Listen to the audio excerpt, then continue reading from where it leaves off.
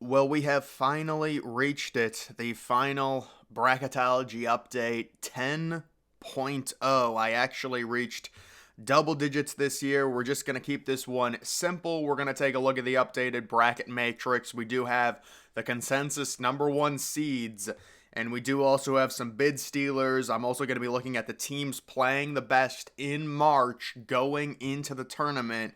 And of course, we've got huge stuff later today with the selection show, my live reaction via a live stream. And then, yes, I will be filling out the bracket once it finally gets released on ESPN at 8 o'clock. That's not going to be live. It's going to be a recorded video. The video will hopefully be up by around 9 o'clock Eastern, maybe 9:30, with my full predictions on that. And then I will be doing also a bunch of other stuff this coming week in terms of other bracket-related content. But you can see we do have the four consensus number one seeds: UConn, Purdue, Houston, and North Carolina. North Carolina losing the ACC championship game to NC State, but because of Tennessee and their catastrophic performance in the SEC tournament, North Carolina gets the final one seed. Also, Arizona losing early to Oregon. It was really a battle between North Carolina, Tennessee, and Arizona for that final one seed. And all of them didn't play very well, but at least North Carolina made the ACC championship, although NC State gets in as a bid stealer. Those are your 4 one seeds. When I look at the one seeds, I'm still liking UConn and Houston. And I will say, obviously a lot of people reacting to Houston losing to Iowa State saying, oh my goodness, there's no way that I'm going to pick Houston. Guys, I'm actually more convinced now after Houston played really badly against Iowa State. I think they're going to be motivated. I do understand the concern with their offense. I get it, but let's not overreact. I still love Houston, and now think about it. All of the normies are going to be off of Houston because they played bad against Iowa State. They're going to overreact. This is when we go all in on a team like Houston. I'm going to have them going very deep. North Carolina, possibly an Elite Eight type team. We'll see what kind of draw they get. UConn, you got to be picking them to go to the Final Four. They're just so loaded. And then Purdue, really not loving Purdue this year, even with the narrative of them coming back. Personally, I'll probably only have them going to the Sweet 16, maybe the Elite Eight. The 2 seeds, Tennessee, Marquette, Arizona, and Iowa State. So obviously, there are people that think Iowa State should be a 1 seed. It's not going to happen. They're definitely going to be a 2 seed, but they're not going to be a 1 seed. When it comes to 3 seeds, Baylor, Creighton, Duke, and Illinois. Illinois, they beat Nebraska and Ohio State. Really unfortunate situation for Ohio State. They did end up hiring Jake Diebler, but Ohio State, man, they probably should have beaten Illinois. And Illinois is a good team, but they're obviously going to be in the NIT now. Moving on to the 4 seeds, it is Kentucky, Kansas, Auburn, and Bama. So yeah, the 4 line, you've got some high upside, but a lot of these teams like Kentucky and Alabama, they just don't have the defenses to win a national title. Kansas is that 4 seed that has the talent to go on a deep run, but they haven't put it together this year. And then Auburn is the 4 seed that's just all-encompassing. They've got crazy, amazing analytics. They're a team I would definitely say Elite Eight type potential as a 4 seed. Kentucky is too flawed. I think they'll probably be a Sweet 16 team.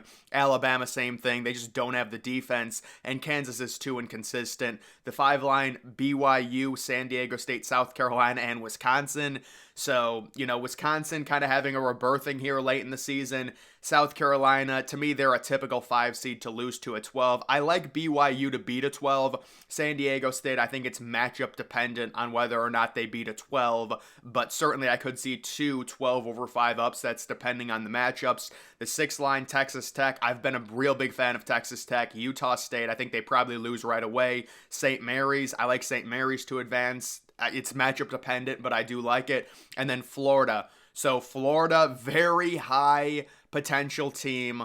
I would say definitely if you want like a bold prediction, predict Florida to the Final Four as a 6 seed. Yes. It's like when you're looking at the Final Four, I would say maybe Houston, UConn, and then you take maybe a 2 or a 3 seed, maybe a team like Tennessee or Arizona, and then Florida. I think that's a realistic thing you can predict. Now, of course, it depends. What region is Florida in? Are they matched up in the same region as Houston, as UConn? That's all going to play a factor into it, but also you have to understand Florida is extremely inconsistent. They play down to their competition, they play up to their competition. They could lose to an 11 seed, or they could make the Final Four. It's a very risky pick with them, but certainly they have high upside. The 7 line is Clemson. Really not a fan of Clemson going into the tournament. Nevada, I think, is the one Mountain West team that could go relatively deep.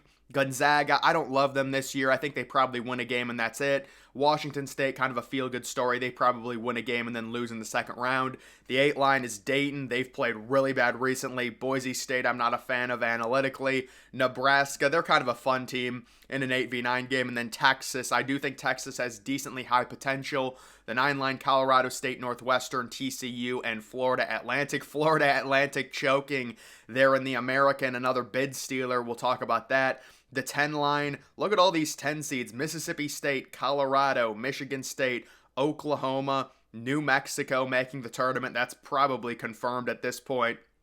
And then Texas A&M as well, very likely in the tournament. The 11 line, Oregon, Drake.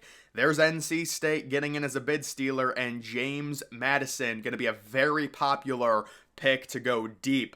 I think a lot of people are going to look at James Madison and compare them to Florida Atlantic. Not saying people are going to pick them to go to the Final Four, but they kind of have the same vibe. The 12 line, Grand Canyon. So Grand Canyon now a 12 seed. I guess Grand Canyon has been a 12 seed. VCU possibly making it in from the A10 with all of those upsets. McNeese on the 12 line. And then UAB, a total bid stealer out of the American as well. The 13 line, it is Samford, Yale now with some of the Ivy upsets there. Maybe Brown ends up winning that league. We'll see. Vermont and then Charleston. The 14 line is going to be Akron, Morehead State, Oakland, and Colgate.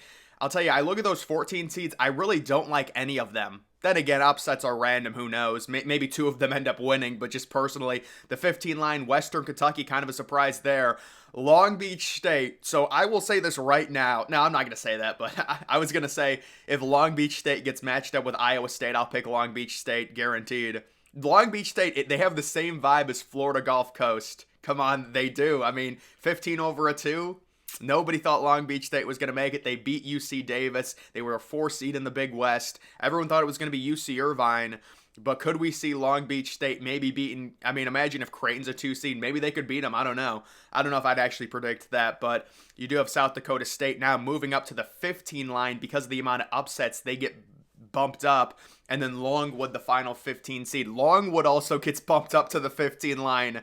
There's been a lot of upsets and a lot of these bad teams from some of these bad conferences making it in with the auto bids. St. Peter's now from the Metro Atlantic, Montana State. That's a pretty good 16 seed, Montana State.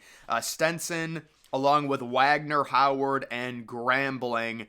And then, wow, at least according to the bracket matrix, St. John's on the outside looking in. How does that work? Is that just the crazy amount of bid stealers we got? Like with NC State coming in, with UAB possibly coming in, Virginia out, Seton Hall possibly out, Indiana State, Indiana State's down to just 14 brackets because of the bid stealers. Providence and Pittsburgh all with very little chances. And then this is the other thing I wanted to really look at. This is just based on how teams are playing in March. So right now, UConn, Auburn playing very well. Iowa State is such a bipolar team. Their March numbers are crazy. The 93rd best offense, the number 1 defense.